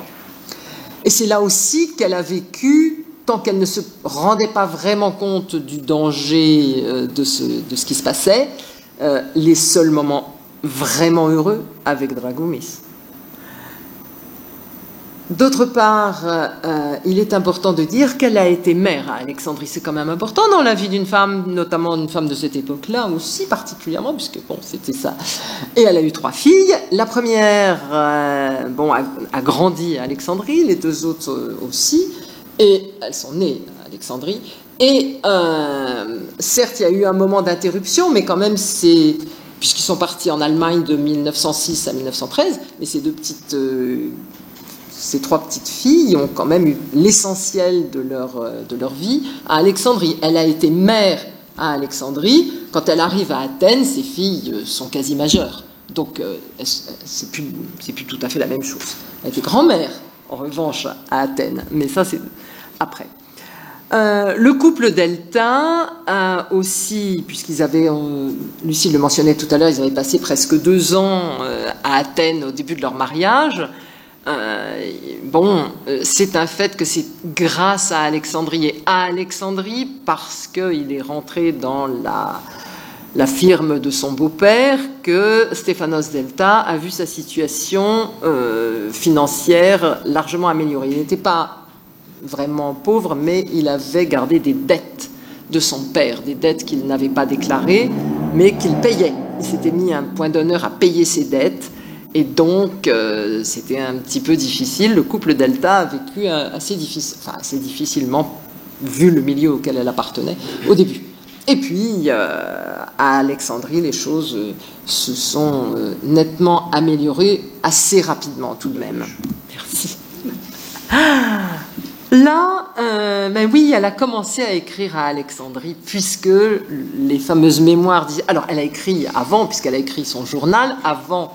qui sert de base à ceci, mais enfin, elle a 25 ans quand elle écrit ses mémoires. Hein. Donc, elle a commencé à écrire à Alexandrie, et là, je vous ai mis une image de Moirembe, qui est le quartier où ils habitaient entre 1913 et 1916, à la fin de leur période alexandrine. C'est-à-dire que c'est le moment où elle va publier. C'est-à-dire que quand ils habitent là, non seulement elle écrit, mais elle est connue comme quelqu'un qui écrit. Et elle publie. Alors, donc voilà le premier texte. On a l'image du livre et on a la première page avec Alexandrie, 24 mars 1899, puisque... Comme le disait Lucille, la ville n'est pas nommée, mais il y a ça tout au début. Voilà. Donc on sait que c'est c'est ça. Et effectivement, là, le texte, et puis, bon, elle a écrit la fin plus tard en Grèce, mais l'essentiel de ce texte a été écrit à Alexandrie, d'où le français. Alors, on dit que le texte est en français, il est en français avec pas mal de passages en anglais aussi, puisqu'on est à Alexandrie. Mais ça, c'est encore autre chose. Alors, quand elle est entre 1913 et 1916, Delta commence, vous vous rappelez sûrement qu'elle commence à publier en fait avant cela, et les premiers livres paraissent en Europe occidentale, puisqu'elle les fait imprimer à Londres, les premiers, hein, c'est ça, Yatin Patrida et le suivant. Et là, elle va publier quelque chose à Alexandrie, donc j'ai pris ce texte-là, puisque ça, c'est dans une revue pour les scouts alexandrins, et elle a écrit ce texte-là et d'autres sous forme quelquefois de feuilletons en 2 ou 3 parties à Alexandrie. Donc c'était vraiment paru à Alexandrie. Une petite parenthèse, le fondateur de scouts grecs et de scouts à Alexandrie, c'est Andronis Benaï. Son frère. Donc, elle écrit des choses pour son frère. Voilà, pour les petits scouts. Voilà. Et elle participe aussi à la vie littéraire alexandrine à cette époque-là. Alors ça, c'est plus flou parce que, bon, ça, c'est une chose, mais il est évident qu'elle rencontre des gens, qu'elle discute avec des gens. Alors, tout le monde me dit toujours, mais alors est-ce qu'elle a rencontré Cavafy? Puisque Cavafy, il y a des chances. Cavafy était l'ami de son frère. Un jour, le jeune frère de Iondragoumis, Philippos, qui était à son tour vice-consul à Alexandrie à cette époque-là, raconte dans son propre journal que, alors je vais peut-être me tromper, il y en a un, je crois que c'est Cavafy qui sort de chez lui, et juste après, il y a Delta qui arrive, pour lui parler toujours de problèmes sur le démoticisme, etc. Bon, je veux bien penser qu'ils ne se sont pas croisés dans le couloir, mais enfin, non, ils se connaissaient. Et de toute façon, on a retrouvé ils se sont, comment dire, donné des livres. Hein. On a trouvé... Une petite fascicule que Cavafy publiait. Voilà. Et puis, il y a des dédicaces... À Delta. À Delta. Donc, il fallait qu'ils se connaissent. Hein. C'est sûr. Elle n'en parle jamais, enfin ça n'apparaît pas dans les textes, mais... Cavafy, il était aussi en très bonne relation avec Constantin Delta, c'est-à-dire le demi-frère de Stéphanos. Oui. Oui, ça aussi. Donc, forcément, ils se connaissaient. Et puis, comme elle s'intéresse à tout ce qui est publié à cette époque-là, Alexandrie, pour tout ce qui est l'éducation, etc., toute la formation des enfants, pas seulement les petits scouts, mais aussi les enfants d'une manière générale, elle fait partie de l'association éducative, mais elle cherche aussi à faire beaucoup de choses pour le démoticisme à Alexandrie même. Donc, oui, c'est une personnalité de la vie alexandrine, de la vie littéraire alexandrine à cette époque-là, on peut le dire quand même. Alors, maintenant, de quelle alors ça vous allez comprendre à partir de, vous avez déjà compris à partir de ce que disait tout à l'heure Lucile. Pourquoi est-ce que quand je dis l'Alexandrie vue par Delta, je vous mets à nouveau le haut de la première page de ses mémoires? Eh bien, justement, parce que l'Alexandrie vue par Delta, c'est quelque chose de très particulier. Alors, en comparant avec d'autres auteurs, avec même des voyageurs qui ont parcouru l'Égypte un petit peu à cette époque-là, un petit peu avant ou à cette époque-là, eh bien, effectivement, quand on parle d'Alexandrie, il s'agit toujours des particularités liées à la situation géographique. C'est une presqu'île entre mer et terre, il y a la présence du delta. Tout ça joue un rôle dans les descriptions qu'on fait d'Alexandrie. Et puis quand on compare les descriptions de Delta avec celles des voyageurs de l'époque et celles des écrivains qui ont fait le mythe alexandrin, on se rend compte que elle, finalement, elle ne donne pas nécessairement la même image. L'image qui est là, que j'aime beaucoup, je la trouve très belle, cette photo, et je faisais le parallèle tout à l'heure avec la photo que Marie-Dominique Néna nous a montrée pour présenter le CE Alex tout à l'heure. C'est quasi le répondant de l'époque. Et lorsqu'on voit cette photo-là, eh bien, oui, ça, Delta le décrit dans Mangas. C'est-à-dire que quand le petit chien et la famille, parce qu'il ne voyage pas tout seul, arrivent en bateau à Alexandrie, eh bien, la description qu'elle fait de l'arrivée, mais qui est destinée à des enfants qui peut-être ne connaissent pas l'Égypte, il faut voir ça aussi, elle écrit en 1935. Mangas, elle écrit pour des enfants qui sont en Grèce aussi, qui ne connaissent pas. Et la description, c'est quelque chose qui ressemble beaucoup à toutes les descriptions qu'on trouve des grands voyageurs qui arrivent par le bateau à Alexandrie. Donc ça, c'est commun. En revanche, lorsqu'il s'agit de décrire la ville, c'est autre chose. C'est autre chose. Pourquoi ? Eh bien, parce qu'elle a la vision d'une femme, enfin d'un enfant d'abord, d'où les jardins où on promenait, où elle se promenait avec ses frères et sœurs et les nurses qui les promenaient, et puis après d'une femme dans un milieu tout de même très, très fermé. Un milieu fermé aussi d'un point de vue autre, c'est que la ville de Delta, c'est la ville des Grecs, la ville d'Alexandrie des Grecs. Alors, elle fait allusion essentiellement à certains quartiers, et les quartiers en question sont le quartier grec, qui est représenté ici.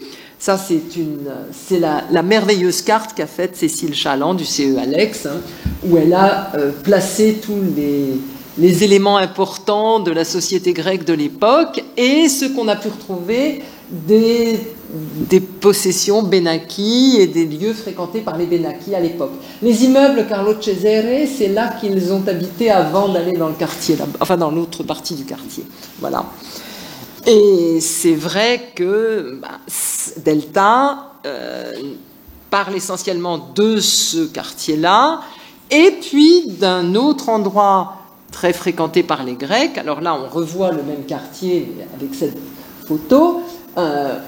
Et un autre quartier qui est Ramleh, puisque on va en villégiature à Ramleh ou même passer une après-midi, etc. Ça dépend des époques, puisque justement, enfin des époques de sa vie, hein, j'entends, parce que justement au XIXe siècle, ces deux quartiers, entre autres, vont évoluer énormément. On a vu tout à l'heure la photo du bombardement. À la suite du bombardement, il y a reconstruction pour ce qui est du centre et du quartier grec.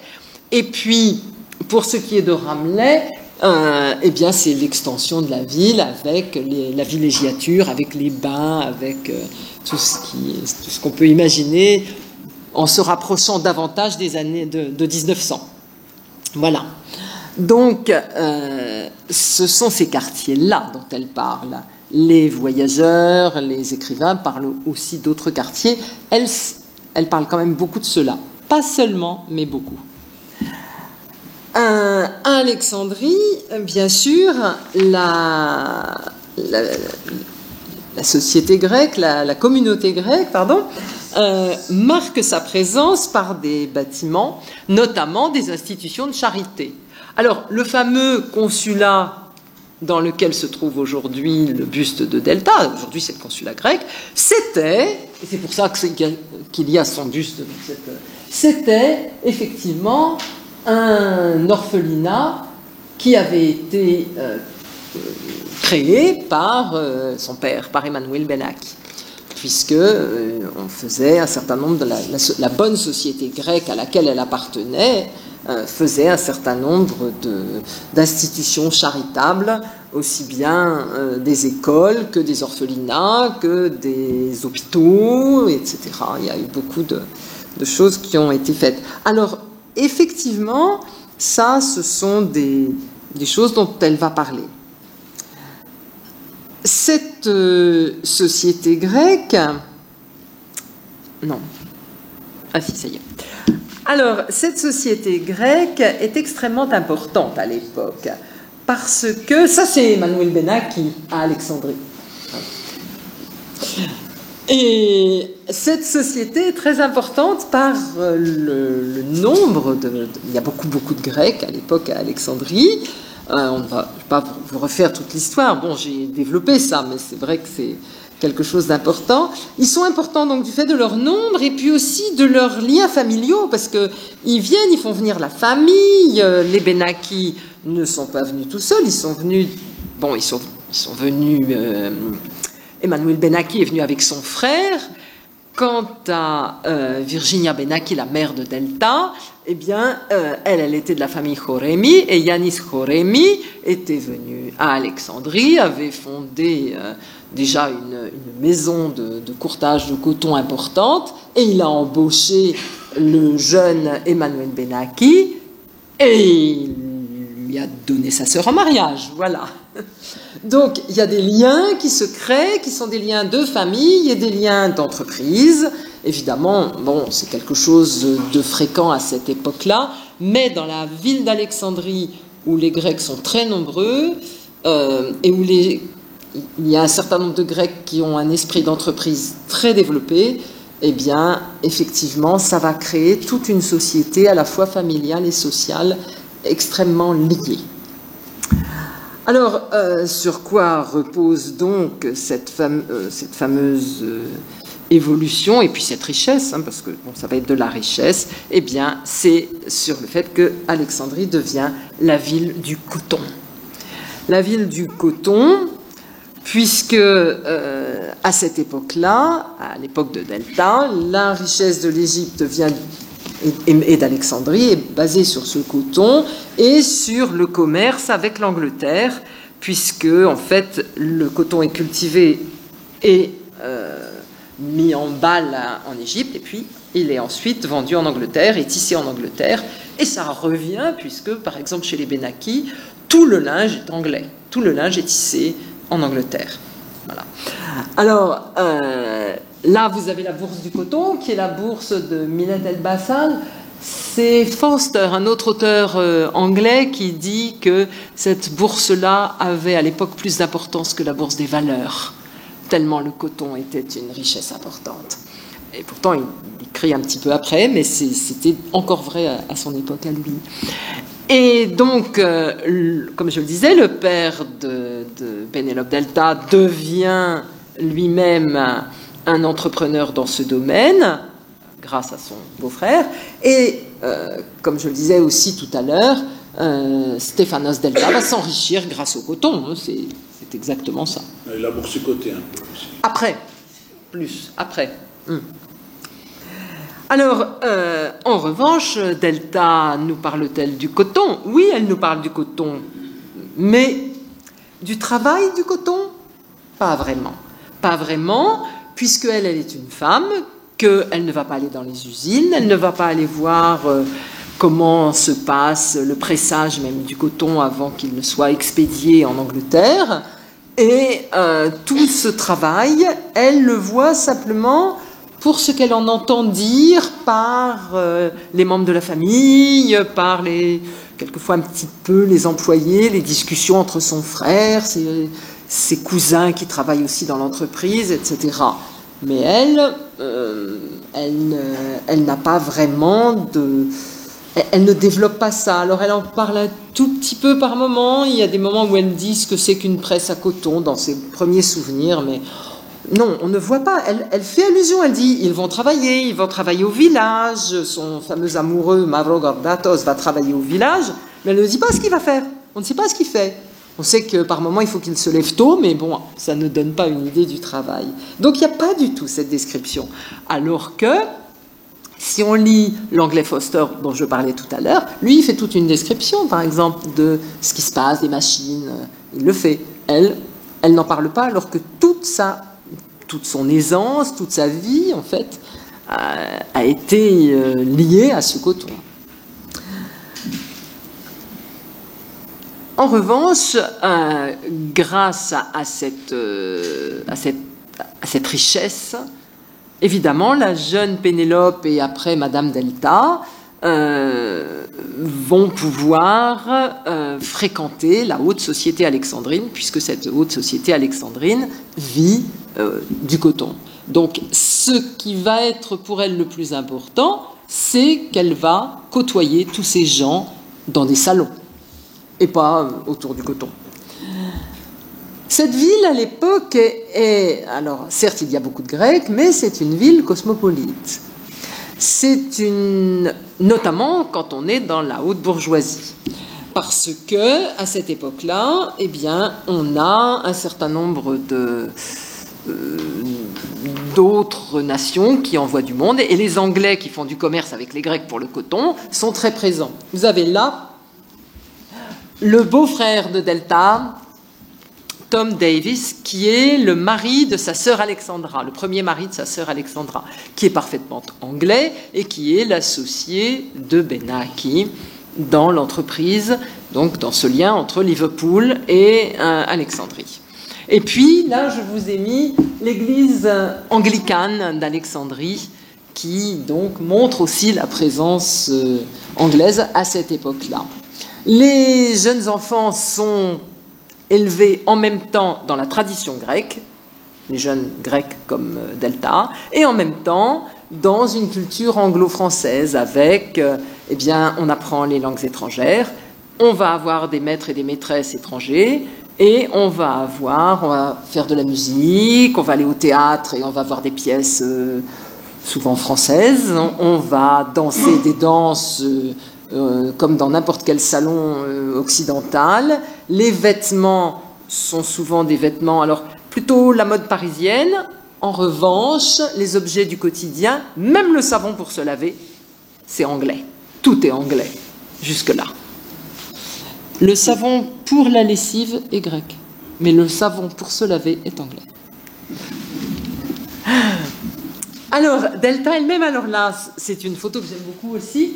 On voit ici, alors Pénélope est à droite, là en bas, et ses 4 frères et sœurs sont à côté. Et ici, on a l'institutrice française, mademoiselle Victorine Dufay, qui a donc pris en charge, on va dire, l'instruction des enfants. Elle n'était pas complètement seule, puisqu'il y avait un maître, un anglais, qui venait leur donner des cours d'anglais, mais il venait juste pour donner ses cours. Elle était à la maison, elle vivait là, et c'est elle qui leur a donné toute leur instruction, et pas seulement. Et pas seulement, puisque Pénélope dit qu'elle lui doit sa formation. C'est grâce à elle qu'elle est devenue ce qu'elle est devenue, une adulte, etc. Toute sa formation éducative.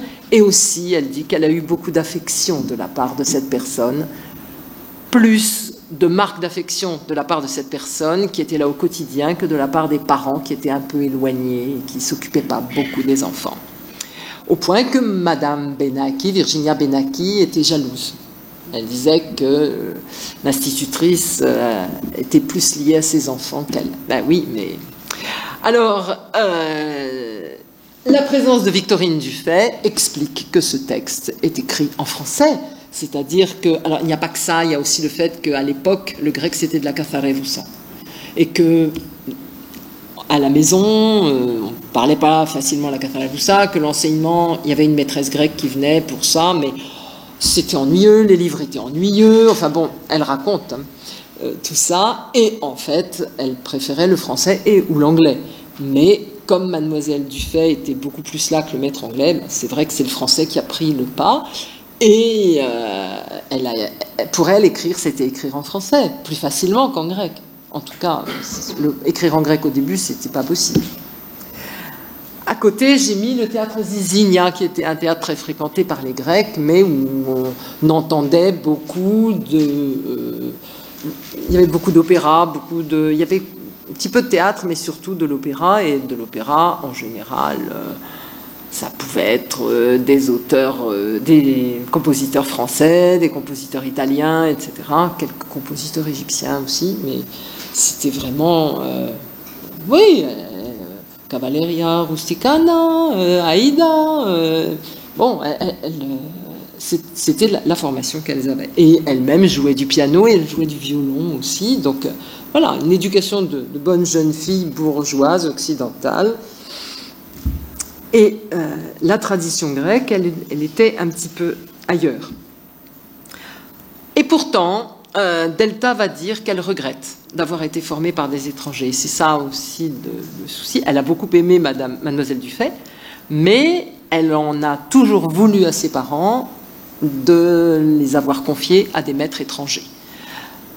Elle a pourtant gagné beaucoup à ça, mais c'était probablement plus affectif qu'autre chose. Et puis aussi, dans sa vision après, quand elle est arrivée en Grèce, de vouloir absolument être grecque à tout prix, jusqu'au bout des ongles, comme elle disait, faisait que cette éducation qui avait aussi influencé son grec, qui faisait qu'on lui disait « Ah oui, vous avez des tournures un petit peu françaises dans votre grec », bon, bah, ça lui faisait mal et elle ne se sentait pas tout à fait assez grecque à son goût, et elle mettait ça sur le compte de cette éducation qui était française surtout.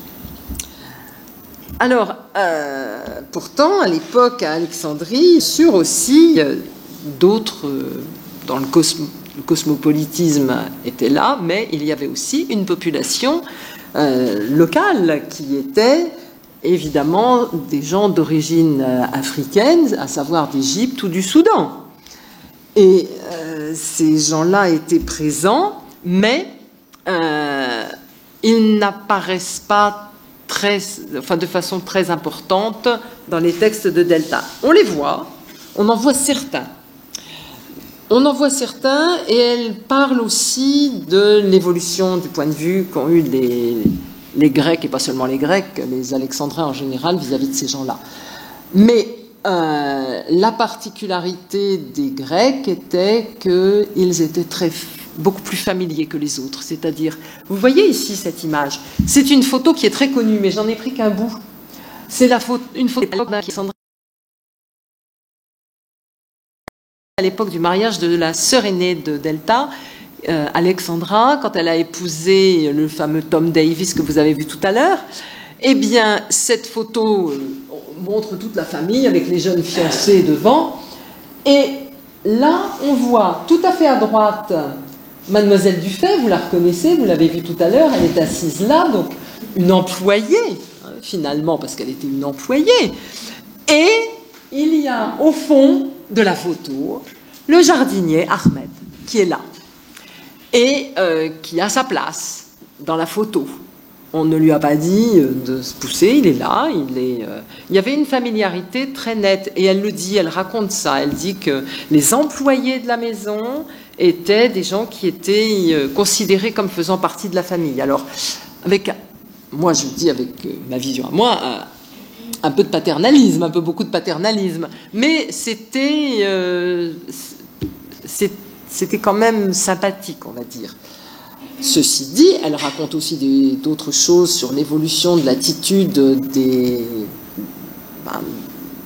des gens qui n'étaient pas originaires de là, vis-à-vis de ce qu'ils appellent les indigènes, enfin des gens, des locaux.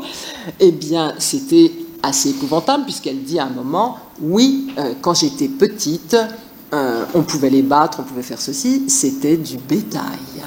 Elle dit c'était du bétail. Et après, elle dit heureusement, ça a changé après. Ils se sont aussi réveillés eux-mêmes et on a commencé à avoir d'autres relations avec eux. Voilà, donc ça apparaît et c'est très intéressant. Mais on n'a pas toute la population que l'on voit, notamment, bon, même si c'est pas tout à fait la même époque, mais il y avait cette population, la population qu'on voit chez Derel ou chez des écrivains autres qui ont parlé d'Alexandrie. Chez elle, ce sont soit les gens qui sont dans la maison ou liés à la maison, soit un petit peu les mendiants dans la rue. Voilà, un petit peu ça. Et puis dans Mangas, elle raconte un peu, elle met quelques personnages, mais ça n'est pas non plus... voilà. Donc finalement... Vous avez vu que je vous ai dit Alexandrie selon Delta. Vous n'avez pas vu beaucoup de paysages, vous n'avez pas vu beaucoup de descriptions de lieux très précis. En fait, le paysage de Delta, c'est un paysage social. Ce n'est pas un paysage géographique. Et ce qu'elle nous montre, c'est une société, une partie de la société alexandrine à l'époque. Alors, troisième partie, c'est l'Alexandrie d'un écrivain. Cette Alexandrie qui est effectivement très personnelle, puisque Alexandrie, on l'a rappelé tout à l'heure, Lucide l'a rappelé, c'était effectivement un lieu qui est un mythe littéraire. Bon, l'histoire, la géographie de cette ville en ont fait un lieu mythique depuis longtemps. Alexandre, Antoine, Cléopâtre, Napoléon, l'isolement, le phare, bon, tout ça. Et c'est une ville orientale et ancienne qui fait rêver les voyageurs. Et puis, il y a Cavafi, Ungaretti, Dörrelt, Circas. Bon. Et ceux qui ont construit ce mythe ont choisi de faire d'Alexandrie le cadre de leurs écrits, en fait. En revanche, Delta n'a pas choisi. Et c'est ça qui fait toute la différence. Certes, elle fait partie des écrivains d'Alexandrie, mais elle va très peu faire référence à ce mythe, puisque pour elle, Alexandrie n'est pas un lieu de prédilection, de choix. Au point même que dans son grand roman autobiographique Romiopoules, lorsqu'elle transpose sa jeunesse, elle transpose tout ce qui se passe à Alexandrie. C'est exactement la même histoire. Elle transpose tout à Athènes. Et dans le roman, Alexandrie apparaît un tout petit peu de façon annexe, mais tout ce qui s'est réellement passé à Alexandrie est transposé à Athènes. Donc, elle a gommé Alexandrie à ce moment-là. Alors, évidemment, ça pose question tout de même.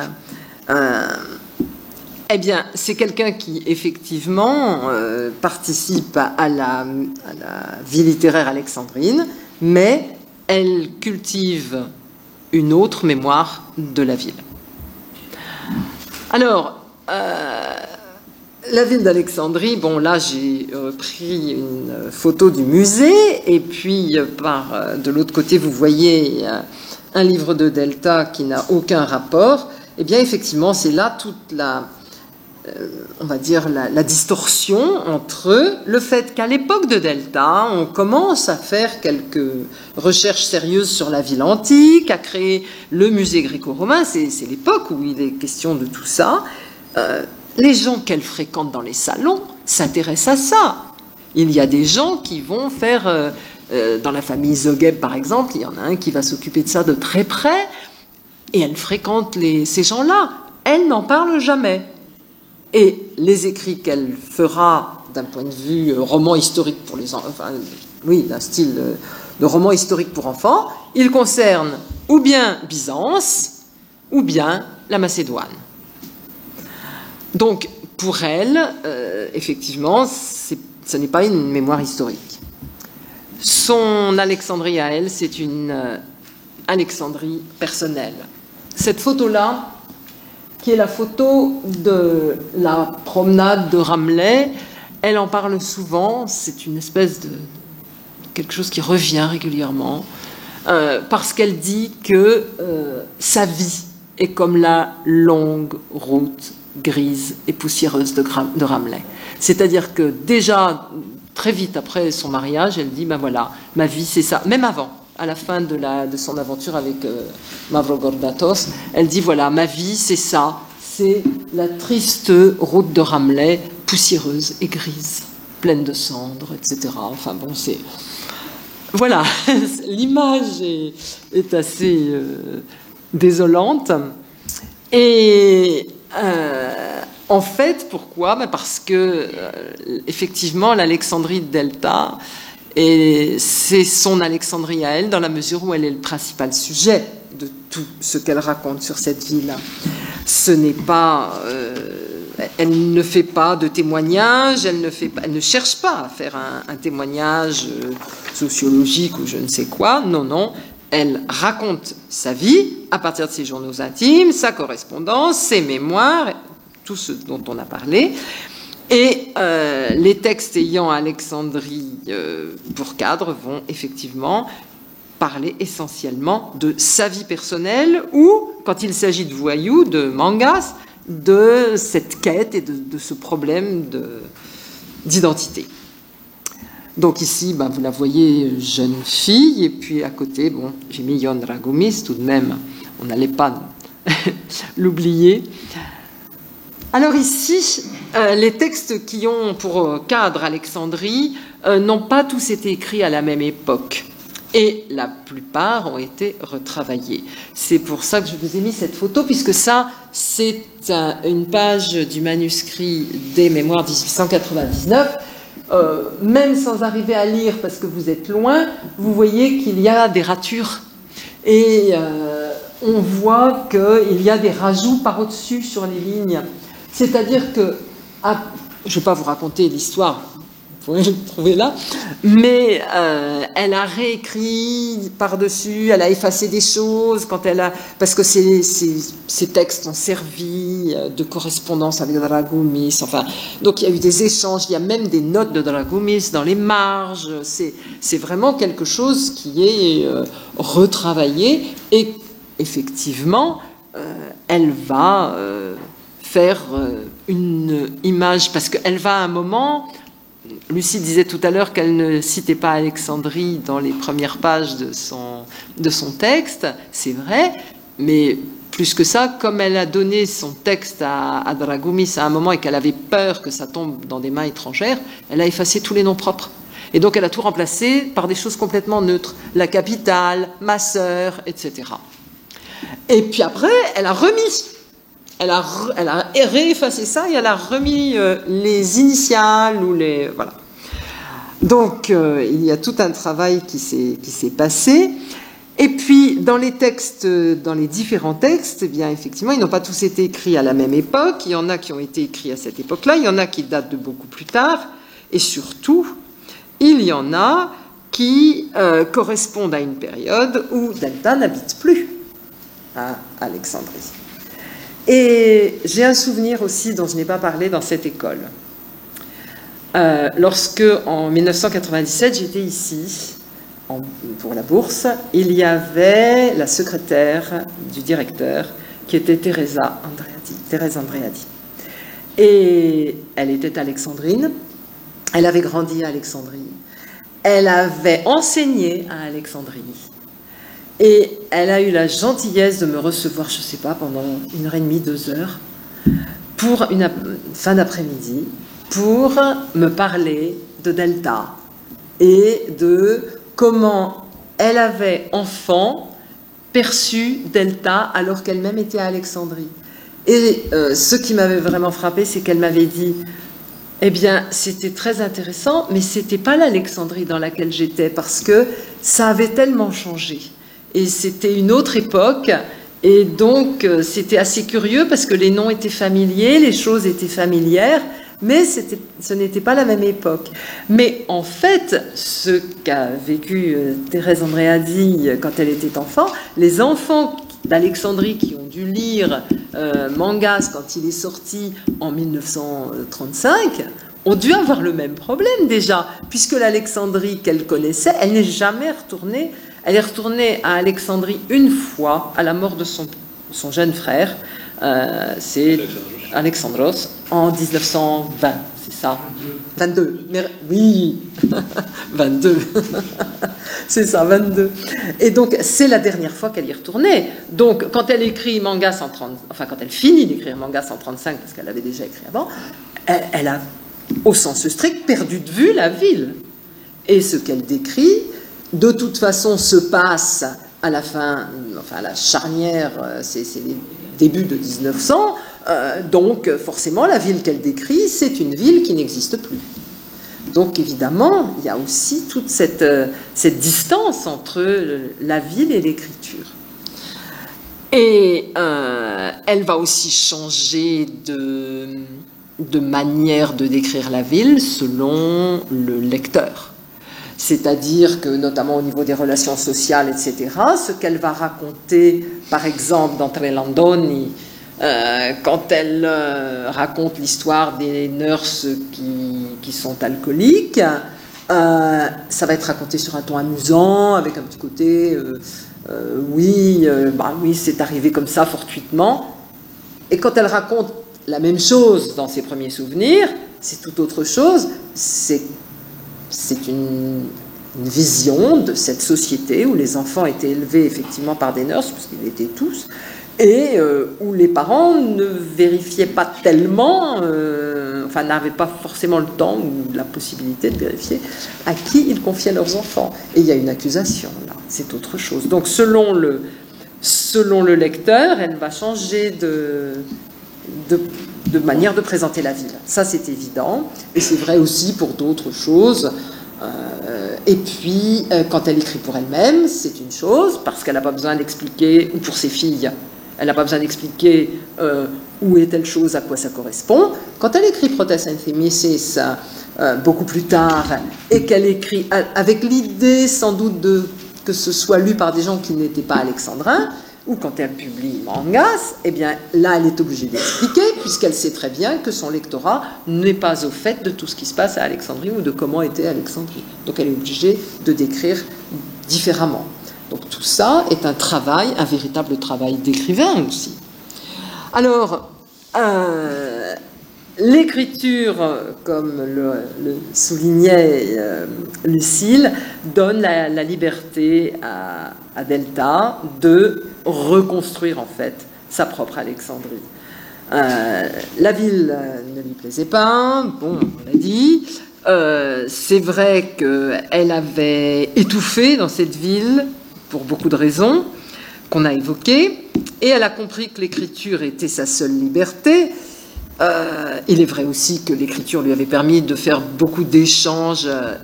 Il y a quand même une chose aussi qu'il faut dire à propos de sa relation avec Dragomis, c'est que tous les deux ont écrit. En écrivant dans les mêmes revues, elle n'avait plus de contact avec lui, mais ils écrivaient dans les mêmes revues. Donc c'était une manière de le retrouver aussi quelque part. Et donc l'image d'une écriture qui rend libre, c'est vrai, comme Catherine Posey, c'est vrai que moi j'ai souvent pensé aussi à Catherine Posey, mais elle est là aussi, elle est dans cette manière non seulement de ces jeunes filles de la bonne bourgeoisie qui s'échappaient dans leur petit journal que les parents n'étaient pas censés lire, elle était dans les mémoires que Delta a écrites pour reconstruire sa vie, mais elle reconstruit sans arrêt sa vie. Moi, je dirais, elle a même reconstruit sa relation avec Dragomis par l'écriture, parce que, finalement, elle raconte ce qu'elle veut. C'est vrai. Elle raconte ce qu'elle veut. Et elle le retravaille sans arrêt jusqu'à sa mort, cette histoire-là. Donc, elle réécrit quand même tout ça pour être libre et pour revivre aussi, la liberté de revivre ce qu'elle a vécu, revivre ce qui a été douloureux, revivre ce qui a été heureux. Et donc, par l'écriture, elle arrive à... Bon, c'est quelque chose de... Elle n'est pas la seule dans ce cas, mais c'est vrai que c'est ça, certainement, qui l'a poussée à écrire. Donc, elle reconstruit sa vision d'Alexandrie et du monde alexandrin. Et là où on s'attendait à un simple témoignage sur le passé de cette ville, eh bien, on a une série d'images complètement subjectives qui se recouvrent, qui se fondent, comme l'Alexandrie antique et celle de son présent se mêlent chez Cavafy, ou comme Derel mélange l'Alexandrie mythique et celle du début du XXe siècle et celle de la Seconde Guerre mondiale, eh bien, Delta, elle, a fait une sorte de palimpseste d'un mythe qui était personnel. Voilà. Je vous remercie.